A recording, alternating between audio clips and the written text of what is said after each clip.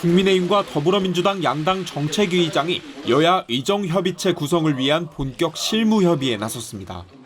협의체에는 각 주체별로 3명에서 4명씩 참여하는 방안이 유력하게 논의되고 있습니다.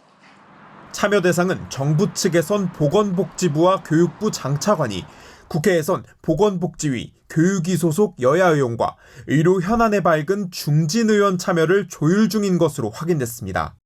가급적 최대한 빨리 이뤄져야 된다.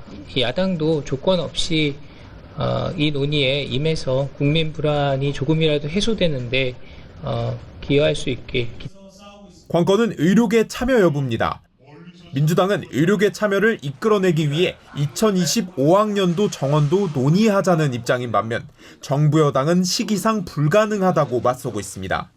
여야 의정협의체의 테이블을 만드는 것은 정부와 여당의 역할입니다.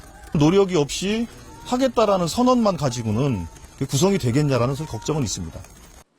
이런 가운데 국민의힘은 이번 주 한동훈 대표 등 지도부가 직접 의사단체 대표와 회동을 검토하는 등 물밑 조율에 나섰습니다. 이르면 추석 연휴 전 협의체 1차 회의를 목표로 오늘 국회의장 주재 여야 원내 지도부 회동에서 협의체 구성을 논의할 계획입니다. KBS 뉴스 이윤우입니다. 의료계는 의대 증원이 백지화돼야 여야 의정 협의체에 참여하겠다는 뜻을 분명히 했습니다. 2025년과 2026년 의대 증원을 없던 일로 하고 2027년이나 그 이후부터 증원을 논의해야 한다는 겁니다.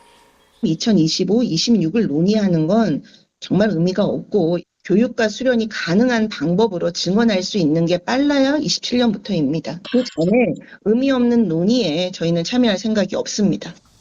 이에 대해 대통령실은 현실성이 없다고 일축했습니다. 2025년, 2026학년도 의대 증원 백지화는 고등교육법 등 관련 규정상 불가능하며 입시는 수십만 수험생들과 직접 관계된 사안으로 그런 얘기를 하는 것 자체가 굉장히 위험한 생각이라고 밝혔습니다. 진료 부담 등을 이유로 파견 군의관들의 근무 거부가 잇따르는 등 응급실 혼란은 계속되는 상황.